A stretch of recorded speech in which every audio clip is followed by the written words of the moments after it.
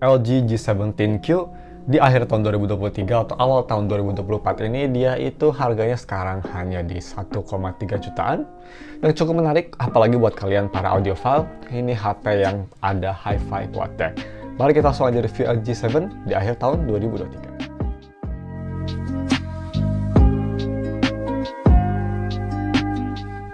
Halo guys, nama gue dari StaffTech dan mari kita langsung aja review si LG G7. Yang pertama untuk harga dan speknya. Untuk harganya kalian bisa beli dengan 1,3. Ini tuh kondisinya pastinya dia itu unit only, terus dia itu SIM-nya katanya permanen, tapi untuk yang gue dia keblok for some reason, jadi jangan percaya kata-kata seller yang pastinya. Selalu hati-hati kalau misalnya beli HP 5 Jepang bisa aja keblok. Dan yang kedua, ini tuh untuk kondisinya sendiri dia 97% mulus dan benar, dan dia itu nggak ada white spot, itu juga benar. Ini layarnya juga masih sangat bagus dan original karena dia itu banyak scratch ya, jadi ya wajar lah ada beberapa scratch, jadi gue bisa bilang ini layar original. Seperti biasa, kalau misalnya kalian mau beli HP ini atau misalnya kalian ingin wallpaper ada di HP ini, gue udah taruh semua linknya ada di deskripsi di bawah. Speknya, dia pakai chipset Snapdragon 845, terus dia itu sudah ada NFC, ada headphone jack Hi-Fi Quad-Deck, dan juga punya baterai sebesar 3000 mAh battery yang bisa fast charging sampai 18 watt. Cuma untuk layar sendiri dia itu masih pakai IPS LCD ya, belum AMOLED. Selanjutnya, untuk desain dan displaynya. Desain sendiri sih menurut gue desain LG, memang gue ngerti kenapa mereka udah bangkrut, karena memang desain belakang LG itu nothing spesial ya. Kayak nggak bagus tapi nggak jelek banget juga, biasa aja. Materialnya pasti terbuat dari premium, materialnya backglass, samping metal. Untuk grip sendiri ini HP-nya cukup compact ya, layarnya cukup kecil untuk tahun 2023 atau 2024, jadi satu tangan masih enak banget menurut gue. Visibilitas di besar matahari bisa kita lihat juga, layar LCD memang nggak bisa terang banget, bisa kita lihat, tapi ya masih acceptable lah menurut gue, masih cukup bagus. Asalkan nggak terang banget, nggak terik matahari. Kalau terik matahari memang dia jadi agak sedikit gelap. Untuk fingerprint dia posisinya ada di belakang, dan kecepatan fingerprintnya sih ini menurut gue nggak cepet banget, agak lambat malah, tapi dia cukup reliable dan scanningnya nggak ada masalah sama sekali. Posisinya juga gue suka banget ada di belakang ya, pretty good. Dan untuk haptic feedback, dia haptic feedbacknya biasa aja, nothing special. Kalau misalnya mau dibanding sama Pixel 3a, masih lebih bagus di Pixel 3a, nothing special, tapi nggak murahan juga sih. Ya medium lah, mid tengah-tengah menurut gue. Dan untuk yang terakhir yaitu dia RAM infonya. Dan RAM info sendiri, kalau misalnya kalian suka nontonnya di sini, dia di WVL 1 dan sudah Super HDR10, tapi sayangnya white color gameplaynya false. Jadi kalau misalnya untuk dipakai nonton film, displaynya bisa kita lihat memang cukup bagus ya. Yang gue suka tuh dari display LG, walaupun LCD, IPS, tapi kayak AMOLED, cukup vibrant, hitamnya juga cukup pekat, walaupun IPS, dan overall view angle-nya juga cukup bagus, layar jernih dan enak dilihat, jadi sih nggak ada masalah. Masih ada bau-bau flagship-nya. Nice. Dan selanjutnya untuk audio quality ini nih, menurut gue selling point terbesar, even kalau misalnya kalian dapat unit yang Wi-Fi only di harga 1 juta kayak gini, menurut gue masih sangat worth it. Yaitu dari DAC ya. Pertama kita bahas yang gak penting dulu aja, speakernya. Speakernya menurut gue ini jelek. Dia speakernya, dia itu hanya mono dan suaranya nothing special ya. Untuk nonton konten sih masih acceptable, tapi dia nggak ada depth sama sekali dan nggak ada soundset yang bagus. Ya biasa aja lah. Ngingetin gue sama speakernya Galaxy S7 Edge. Cukup, tapi nothing special. Nah ini nih, untuk headphone jack-nya ini mantep banget menurut gue. Headphone jack-nya itu dia ada di bawah kiri, posisinya juga mantap dan sudah support Hi-Fi Quad-Deck. Ini tuh enak karena dia punya volume step yang banyak dan sound signature-nya sangat bagus. Jadi pakai headphone apapun menurut gue ini suaranya bisa mempertahankan natural headphone tersebut, dan juga bisa ngedrive headphone yang lebih besar. Ya buat para audiophile yang suka dengerin lagu pakai wired headphone sih, ini HP no brainer ya, terutama V series ya. Tapi kalau misalnya kalian punya budget 2 jutaan sih, gue mending ke V60, lebih worth it. Untuk speaker test, ini dia sampelnya, gue rekomend kalian pakai headphone, bisa ngedengerin lebih detail bedanya. Moving on.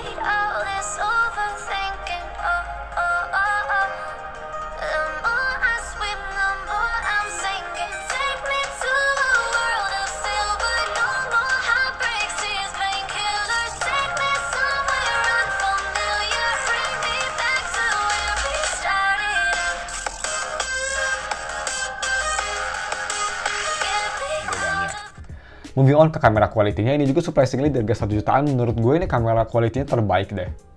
Kenapa? Karena kamera belakang ini versatile. Dia itu 16 megapiksel main, ada optical image stabilization, bisa nge-close sampai 4K 60 atau 4K 30. Nice. Tapi sayangnya di 60 dia nggak ada stabilisasi, dan kamera kedua dia itu 16 megapiksel ultra wide. Kamera depan dia 8 megapiksel, nge-record full HD 60 fps, cuma memang dia stabilisasinya nggak sebagus kamera belakang. Untuk kualitasnya bisa kita lihat tuh, kamera main sama ultrawide-nya menurut gue sih di 1 jutaan sangat baik. Even dibanding dengan Pixel ya, ini sih lebih bagus. Terutama dia versatile banget kalau misalkan kalian mau ultrawide, ada kamera ultrawide-nya. Overall kamera kelihatan jernih, kontrasnya bagus, dan dynamic-nya juga cukup oke, enak dilihat. Selfie juga sangat bagus ini. Foto di belakang cahaya matahari masih bisa nangkep subjek dengan baik, dan ini tuh walaupun hanya 8 megapiksel, tapi karena dia kamera flagship, jadi gambar masih kelihatan bagus sih. Cukup lah, 8 megapiksel masih sangat bagus. Untuk video recording, gua tes pakai resolusi 4K 30 dan 4K 60, jadi ini dia sampelnya pakai resolusi kedua tersebut. Check it out. Next movie. Oke, bisa kita lihat video recording 4K 60 easy. Kualitasnya cukup bagus ya. Ke daun nih cukup oke. 4K 30 sih oke banget, cuma kayaknya stabilisasinya nggak sebagus 30 ya. Kita switch ke 4K 30.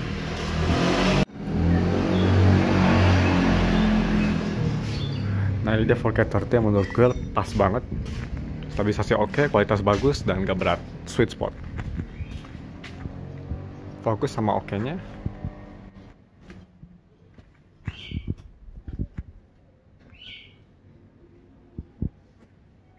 Dan ya, video sih masih bagus banget di harga 1 jutaan. Langsung kita ke game. Next, moving on ke gaming performance-nya. Ini yang sedikit bagus tapi enggak juga. Pertama kita ngomongin yang enggak juga. Dia pakai 845 yang memang kalau untuk main game berat kayak Genshin sih udah agak struggling. Tapi kalau misalnya main game yang sedikit berat tapi lebih ke medium game kayak Honkai Star Rail seperti di B-Roll, ini sih masih oke banget ya tuh kelihatan. Gua main di settingan medium setting tuh, dan FPS-nya 30 biar stabil ya, nggak naik-naik jelas. Gameplay masih oke banget ya, stutter sangat minimum. Rata-rata stutter itu muncul kalau misalnya ada banyak partikel kayak lagi pakai ultinya Huo atau ultinya Jingliu. Terutama ultinya Huo ya, itu kerasa banget stutteringnya. Tapi selain itu sih sangat smooth dan gameplay masih comfortable. Cuma ini nggak comfortable banget, dia itu panasnya. Ini HP memang karena HP flagship tipis-tipis zaman dulu ya. Jadi walaupun chipsetnya bagus, tapi dia HP ini cepet banget panas. Nggak sebagus kayak di Xperia XZ Premium 845 atau di Poco F1. Cepet banget panasnya HP. Baru sekitar 10 menit aja main udah panas banget, dan itu panasnya yang unbearable ya, panas yang kalau dipegang ke tangan tuh kayak Jesus, panas banget gitu. Kayak sampai bisa ngegoreng telur kayak ini HP. Jadi ya buat main game kayak Honkai Impact sih bisa, tapi gue rekomen bentar aja, jangan lama-lama. Buat daily commission aja lah. Selain itu sih gue nggak rekomen, tapi gue sangat rekomen ini buat main game Rhythm. Ini buat main game Rhythm menurut gue mantap banget, di best lah untuk harganya ini. Pertama, dia itu layar kecil, jadi buat para jempol player ini nyaman sekali. Dan yang kedua, dia nggak ada stuttering atau audio delay atau touch delay sama sekali. Ini kayak main di iOS, sangat smooth dan enak banget. One of the best lah. Mantap. Dan selanjutnya kita bahas untuk UI. Ini menurut gue kelemahan dari HP ini. Dia harga 1 juta, tapi dia masih di Android 9 Pie. Yap, HP ini masih di Android 9 Pie. Udah lumayan tua, dan ini nggak dapat update lagi karena biasanya kalau udah di root gitu-gitu sama provider Indonesia, bukan provider seller Indonesia, sorry, biasanya udah nggak bisa upgrade lagi softwarenya. Jadi memang di harganya kalau misalkan kalian ngincer software yang paling baru sih Google Pixel 3a atau nambah dikit ke Google Pixel 4a, itu lebih baik kan pastinya. Jauh lebih baik ya. Tapi at least untuk day-to-day performance HP ini masih flagship banget kok. Buka aplikasi masih oke. Terus dia navigasi aplikasi masih bagus, tapi memang kalau multitasking yang lumayan berat, ini HP bakal agak panas dan bakal stuttering. Jadi ya, mungkin multitasking kayak 2-3 aplikasi masih oke, tapi kalau gonta kali dari 4 aplikasi, terus ditambah download sih, tidak rekomen. Dan yang terakhir sebelum kita masuk ke kelemahan dan konklusi, battery life-nya. Ini baterai kecil 3000 mAh dan ya bisa dibilang baterainya seperti HP-HP yang harganya 1 jutaan sih. Ini baterainya kayak di Pixel 3a, baterainya tuh ini kayak di Xperia XZ3, Xperia One, kayak di Google Pixel 4, ya baterainya kayak gitulah. Jadi kalau untuk main HP utama sih memang kalau kalian enteng, pemakaiannya masih bisa kalau sehari. Kalau enteng banget hanya sosial media dan nonton sedikit video gitu masih bisa. Tapi kalau bisa agak sedikit berat kayak dipakai buat ngambil foto itu bakal kerasa ngedrain. Jadi sih ini HP kata gue bagusnya untuk HP kedua ya. Atau untuk MP3. Ini untuk MP3 mantep banget karena kan ini standby-nya cukup bagus, tinggal dari lagu dikunci dan selesai. Itu menurut gue baterainya ini lebih tahan daripada iPod klasik ya. Dan yang pastinya lebih gampang juga karena iPod klasik kalian harus ngimpor sendiri. Kalau ini kalian tinggal buka Apple Music, Spotify, easy peasy, lemon squeezy. Ditambah lagi ini juga support micro SD ya, jadi kalau misalnya kalian punya format yang lebih berat kayak FLAC atau lossless, masih bisa dipakai micro SD. Overall baterai masih cukup oke. Dan kelemahan dari HP ini kita bahas aja cepet ya, karena nggak terlalu banyak. Hanya dari speaker yang menyebalkan, itu speakernya memang kurang bagus. Dan UI-nya aja, yang untuk OS sendiri gue nggak ada masalah, tapi OS supportnya udah dog shit ya, cuma sampai Android 9, jadi ya udah agak tua, yang artinya untuk 2025 sih, menurut gue HP ini masih oke kalau dipaksain. Kalau untuk DeX atau untuk MP3 ini kapanpun juga masih oke, sampai kiamat juga ini HP masih oke, karena kan DeX mah nggak butuh apapun, nggak butuh software and shit.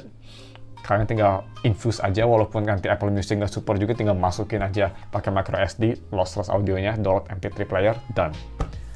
Itu aja sih. So, untuk konklusinya kita langsung aja bahas. Ini video agak cepet ya, lebih daripada video biasanya, karena gue mau coba format baru, lebih cepat, nggak banyak basa-basi. Kita langsung ke konklusinya. Ini konklusinya menurut gue sih, di harga 1,3 ya. Pertama kalian harus pastiin banget kalau sinyalnya ini nggak ada masalah, karena gue ada masalah. Tapi kalau misal kalian siap sinyalnya bermasalah, terus kalian, aduh ini sinyal bermasalah jadi Wi-Fi only, menurut gue sih even Wi-Fi only ini masih bagus. Kenapa? Karena untuk Wi-Fi only juga kualitas kameranya cukup bagus, jadi untuk pocket kamera ya, pengganti digital kamera masih oke banget. Atau untuk MP3, terutama ini buat MP3 juga 1 jutaan sih ini masih oke. Dan ironically ya, kalau misalnya kalian beli ini di 1,3 Wi-Fi only, misalnya gara-gara emailnya udah keblok, masih lebih murah daripada iPod klasik yang harganya 1,6 jutaan di Tokopedia. Ya jadi ya ada value-nya lah menurut gue, berkat si quad deck itu ya. LG itu memang walaupun di Indonesia dog shit banget, ada masalah email blok gak jelas gitu, tapi at least LG masih bisa bertahan karena quad deck ya. Jadi cuma segitu aja videonya. Konklusinya buat HP kedua ini oke, tapi gue nggak rekomend untuk HP utama. Jangan lupa lihat subs. Thanks for watching. Semua link gue bakal taruh di bawah. Kita ketemu lagi minggu depan untuk video HP lainnya.